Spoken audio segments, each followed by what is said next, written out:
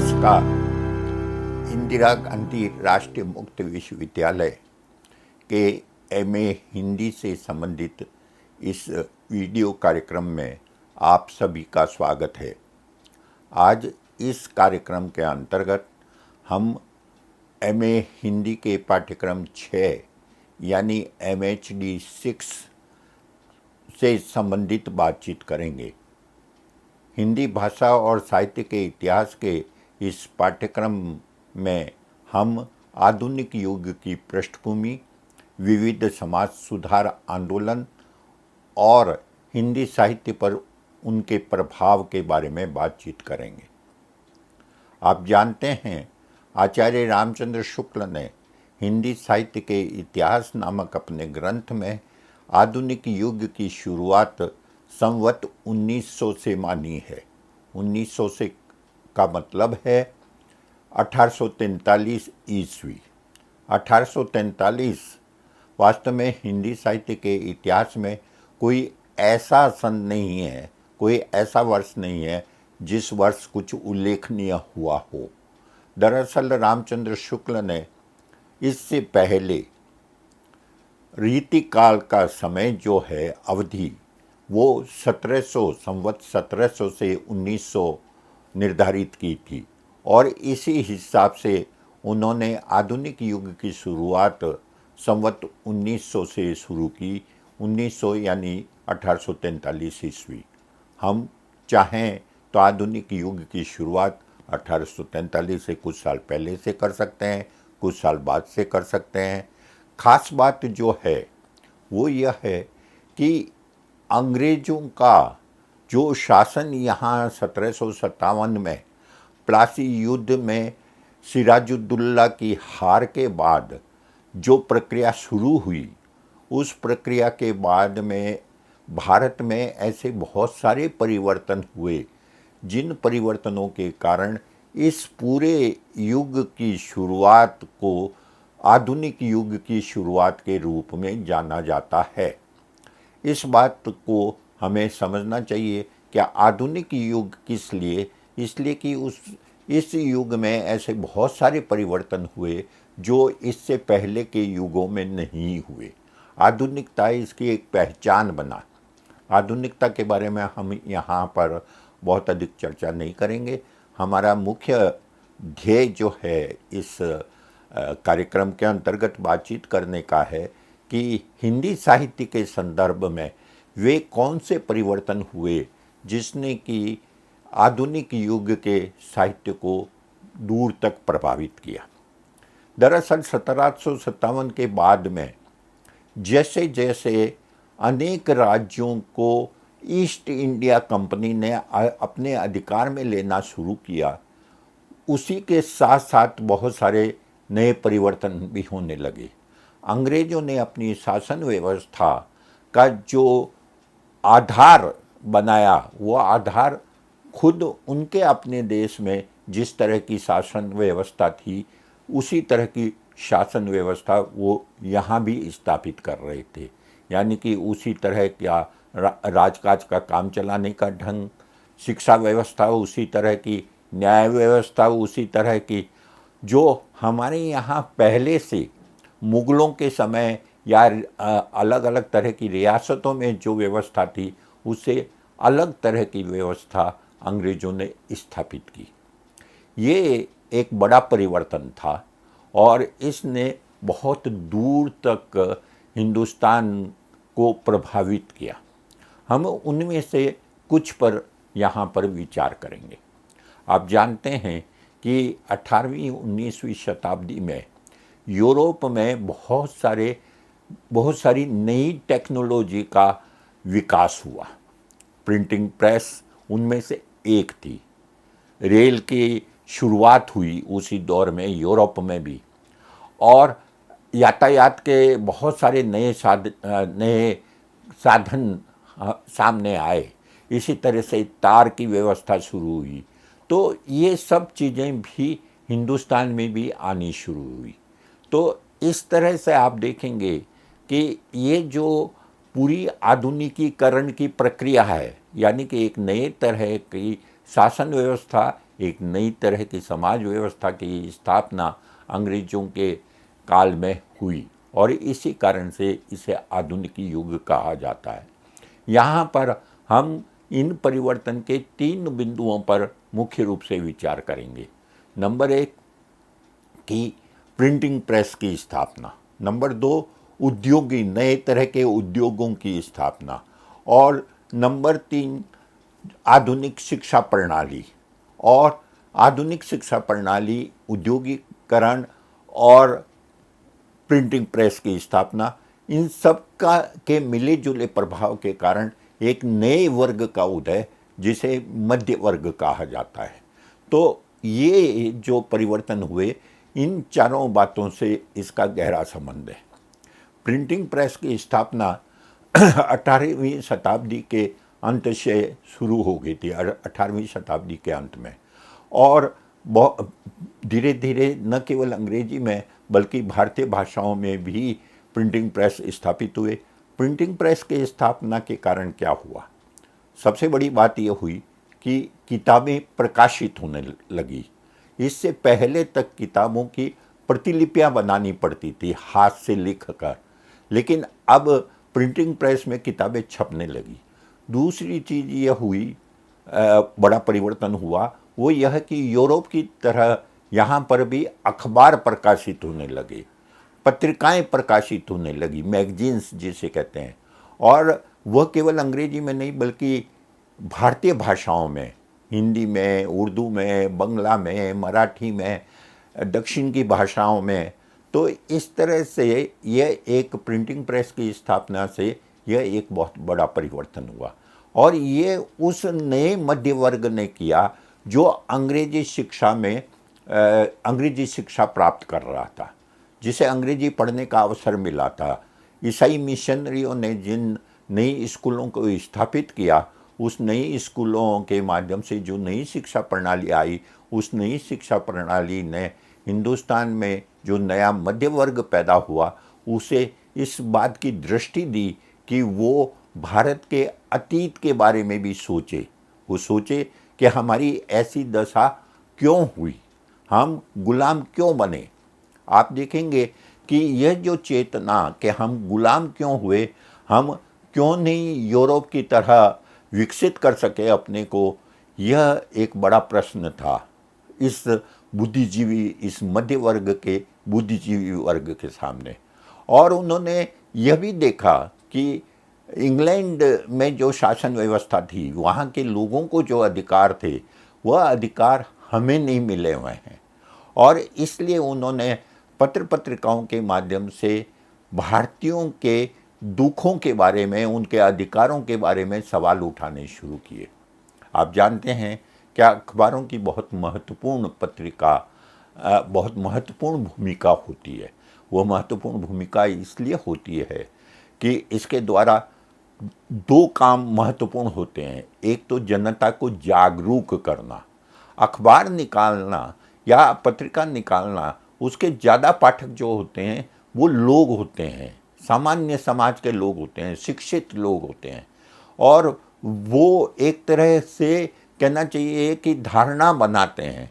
तो अखबारों के माध्यम से, पत्रिकाओं के माध्यम से लोगों से जुड़ा जाता है। दूसरा काम जो अखबारों के माध्यम से होता है वो यह है कि जो शासक हैं, जो नौकरशाही है, जो राजकाज चलाने वाले हैं, उन तक अपनी बात पहुंचाना, उन तक जनता की जो भी शिकायतें हैं उन शिकायतों को पहुंचाना।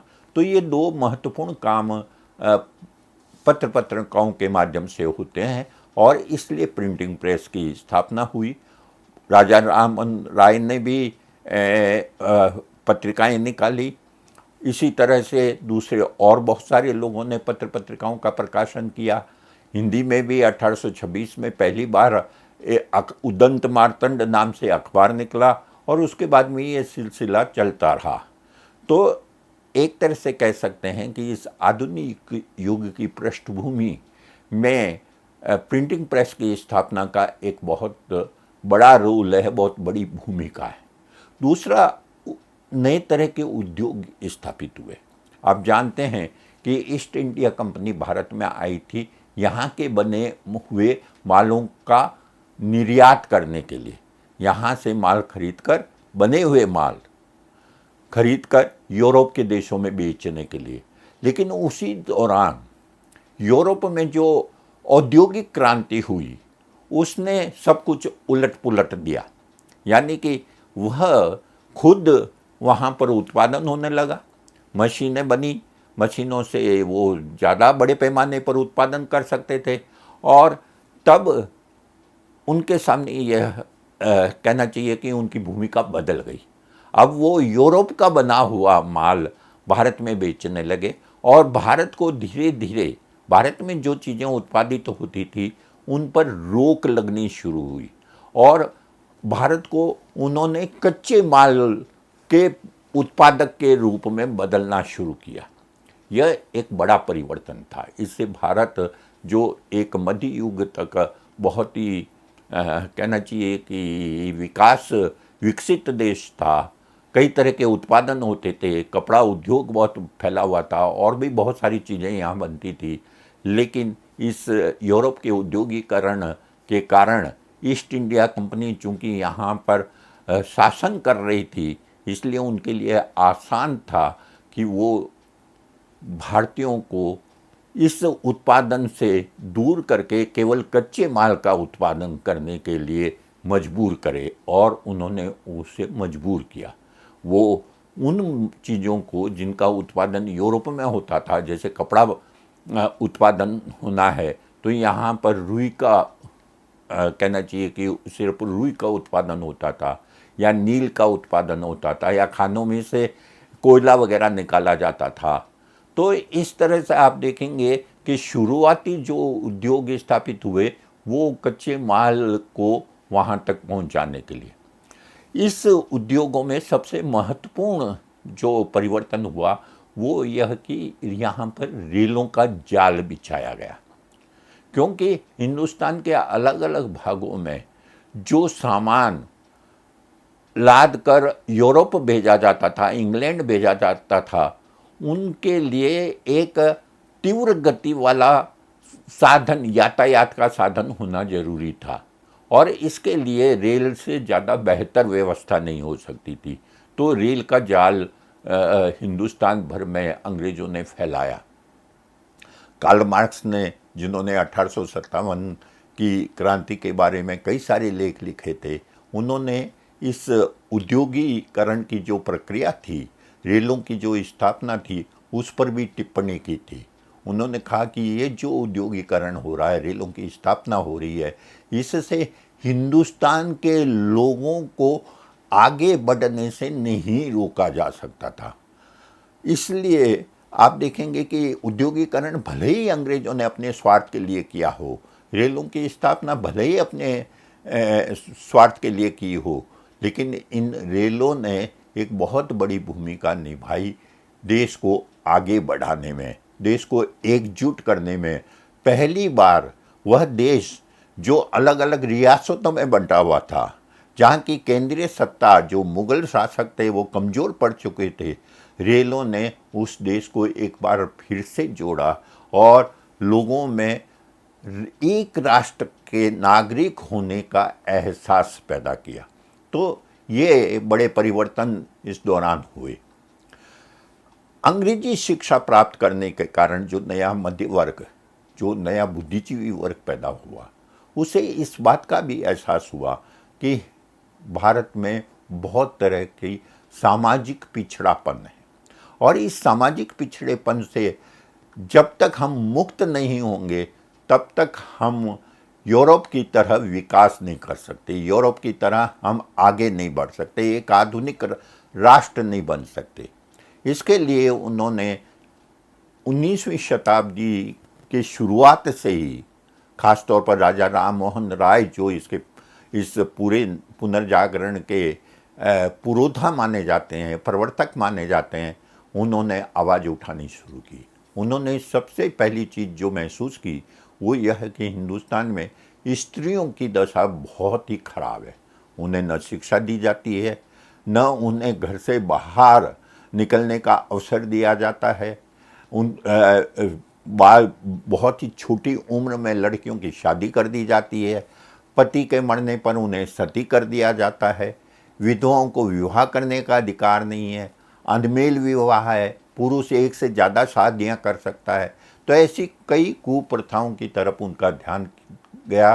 स्वयं उनके परिवार में जब उनकी भाभी को सती किया गया तो उसके बाद में उन्होंने एक तरह से ये संकल्प लिया कि मुझे इस सती प्रथा को समाप्त करवाना है, और उसके लिए उन्होंने आवाज़ उठाई और अंततः उन्हें सफलता मिली और 1828 में सती प्रथा पर रोक लगाई गई।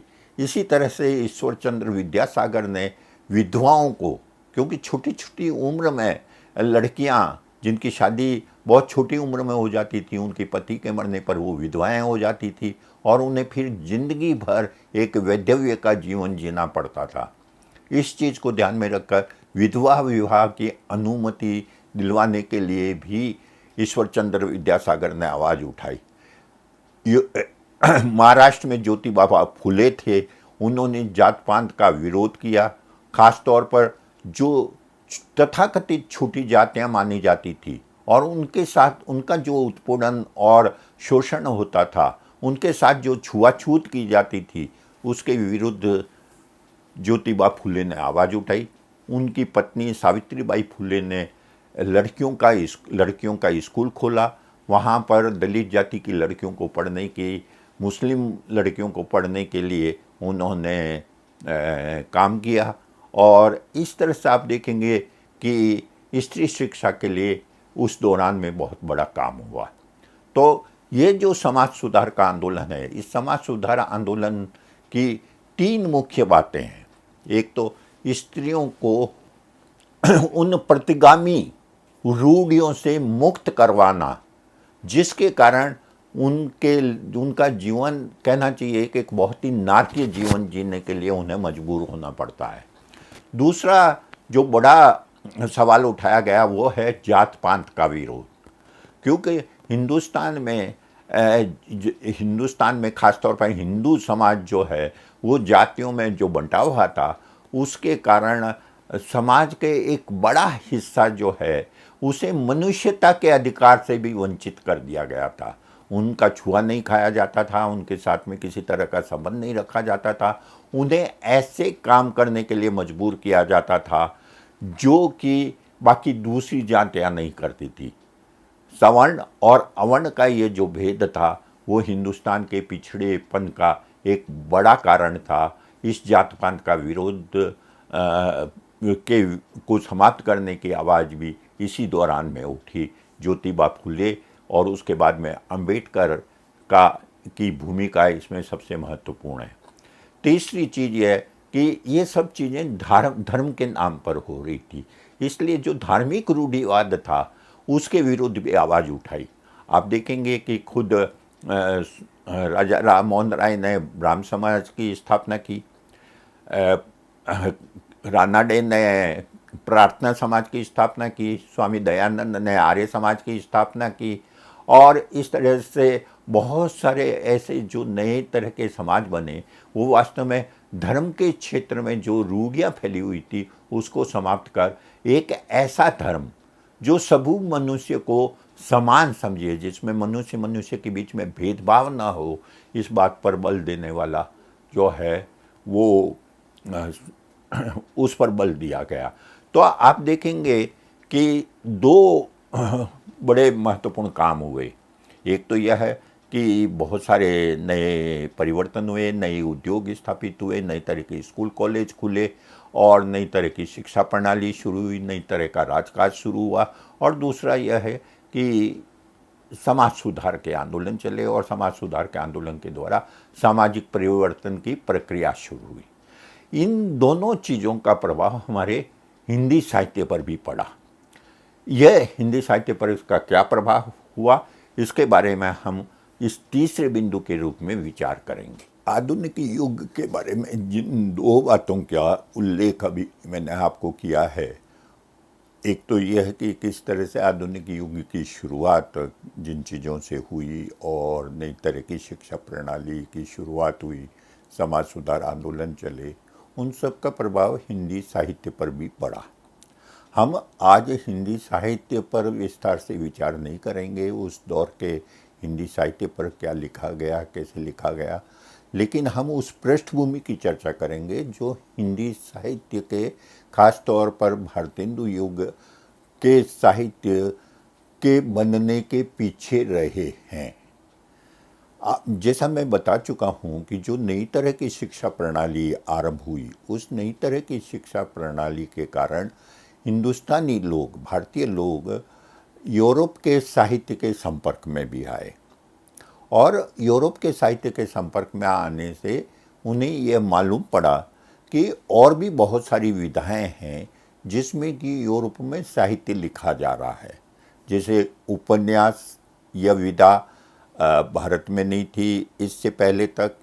जो नई तरह की कहानियाँ, जिन्हें अंग्रेजी में शॉर्ट स्टोरीज कहते हैं, वो भी भारत में नहीं थी। कहानियाँ तो लिखी जाती थी, संस्कृत में हितोपदेश, पंचतंत्र आदि में कहानियाँ हैं, जातक कथाएं हैं, लेकिन जिसे हम आधुनिक कहानी कहते हैं, उस आधुनिक कहानी की शुरुआत जो है वो यूरोप के साहित्य के संपर्क में आने के बाद हुई।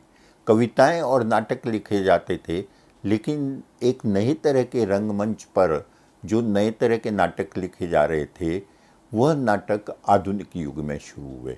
और एक और जो बड़ी विधा इस दौर में हुई वो थी निबंध की विधा। गद्य जो है इस दौर का एक प्रमुख साहित्यिक अभिव्यक्ति का माध्यम बना। अब तक काव्य था साहित्य की अभिव्यक्ति का माध्यम, लेकिन पत्र पत्रिकाओं के निकलने से, किताबों के छपने से गद्य जो है उसका एक बड़ा माध्यम बना। और गद्य से संबंधित ये जो जिन विधाओं की मैंने चर्चा की है, ये सब विधाएं गद्य की विधाएं हैं, चाहे वो कहानी हो, चाहे उपन्यास हो, चाहे निबंध हो।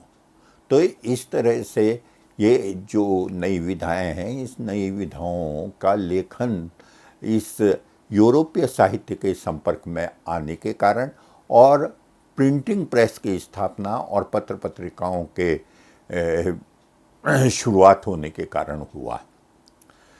हिंदी के संदर्भ में दूसरा प्रश्न यह है कि जिस भाषा का इस्तेमाल हिंदी में हुआ वो खड़ी बोली हिंदी थी, लेकिन आप जानते हैं कि खड़ी बोली का संबंध जो है उर्दू से भी है। फ़र्क सिर्फ इतना है कि खड़ी बोली हिंदी जो है वो देवनागरी लिपि में लिखी जाती है और उर्दू जो है वो फारसी लिपि में लिखी जाती है। दोनों का व्याकरण एक है, लेकिन कई भाषाएं हैं, जैसे पंजाबी है वो गुरुमुखी में भी लिखी जाती है, फारसी लिपि में भी लिखी जाती है। सिंधी जो है पहले फारसी लिपि में लिखी जाती थी, अब हिंदुस्तान में जो सिंधी भाषा का इस्तेमाल होता है वो नागरी लिपि में होता है। तो एक भाषा की एक से ज़्यादा लिपियों में लिखा जा सकता है, लेकिन सिर्फ हिंदी और उर्दू ही एक ऐसी भाषाएं हैं जिनका साहित्य अलग अलग है और जिनकी साहित्य की परंपराएं अलग अलग है, जो अलग अलग भाषाओं के रूप में स्थापित हो चुकी है। इसके कारण क्या है, इस पर हम यहाँ पर विस्तार से चर्चा नहीं करेंगे। सिर्फ ये बताना चाहता हूँ मैं ये कि जब जो मुस्लिम शासक हिंदुस्तान में जिन्होंने अपना शासन स्थापित किया, उनकी राजकाज की भाषा फारसी थी। वह फारसी राजकाज की भाषा जरूर थी, लेकिन वो जनता की भाषा कभी नहीं बन सकी, बिल्कुल वैसे ही जैसे अंग्रेजी कभी नहीं बन सकी। वो बहुत ही सीमित शिक्षित लोगों की भाषा ही बनी रही फारसी। लेकिन फारसी के माध्यम से बहुत सारे शब्द लोगों के बीच में प्रचलित हो गए।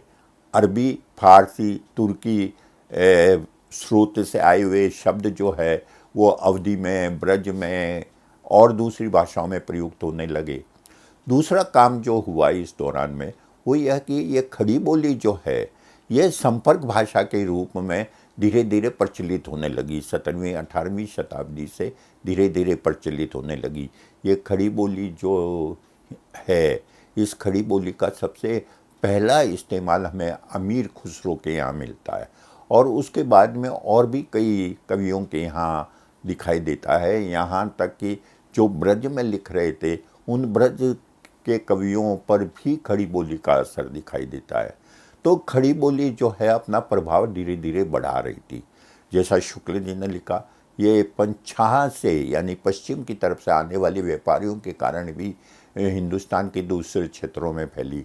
लेकिन इसके साथ साथ ये भी सच है कि यह उन दिल्ली में शासन करने वाले जो शासक थे, दिल्ली आगरा वगैरह में, उनकी सेनाओं में जो लोग काम करते थे और जिनकी भाषाएं अलग अलग थी, कोई अवधी में बोलता था, कोई ब्रज में बोलता था, कोई राजस्थानी में बोलता था, उनके बीच की संपर्क भाषा भी खड़ी बोली हुई और इसे लश्करों की भाषा होने के कारण उर्दू भी कहा गया।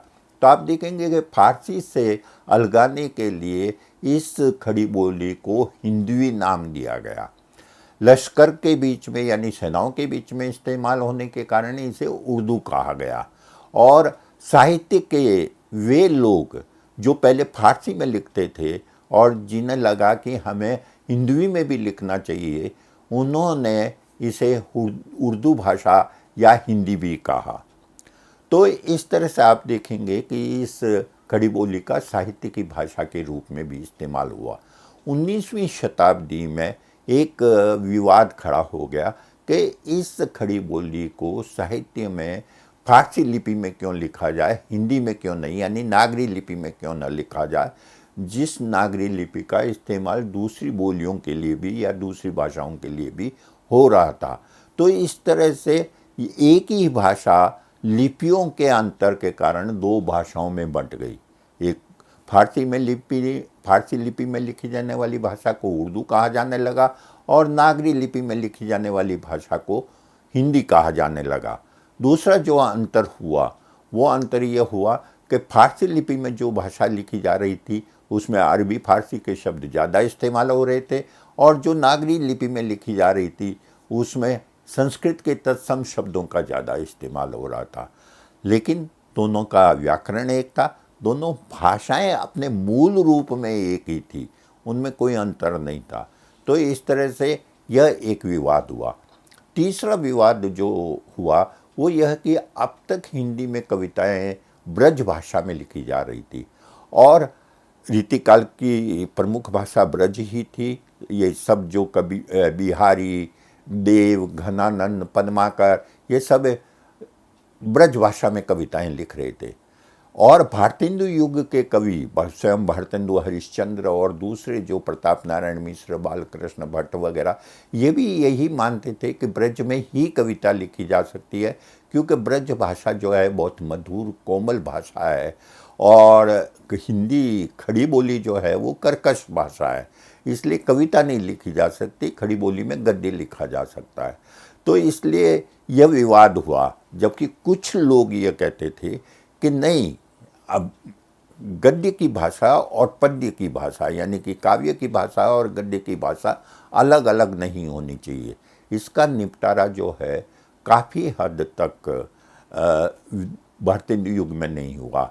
खुद भारतेंदु ने हालांकि नागरी लिपि का खड़ी बोली का इस्तेमाल अपने नाटकों में किया था, लेकिन उसके बावजूद इसका निपटारा जो हुआ वह देवनागरी द्विवेदी युग में हुआ। द्विवेदी युग में ये विवाद खत्म हो गया। द्विवेदी युग के जो कवि सामने आए, चाहे वो हरिओध हो, चाहे मैथिली शरण गुप्त हो या दूसरे जो कवि थे द्विवेदी युग के, उन्होंने खड़ी बोली में ही मुख्य रूप से कविता लिखी और इस तरह से ये विवाद समाप्त हुआ। तो ये तीन चीज़ें महत्वपूर्ण है प्रभाव के तौर पर आधुनिक युग के कि नंबर एक, हिंदी और उर्दू दो भाषाओं के रूप में खड़ी बोली का विकास हुआ।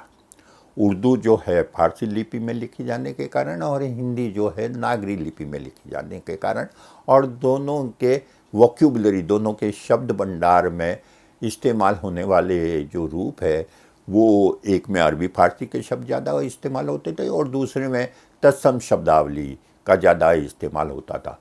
लेकिन इसका मतलब ये नहीं है कि हिंदी में अरबी फारसी के शब्द इस्तेमाल नहीं होती, वो अब भी होते हैं, तब भी होते थे।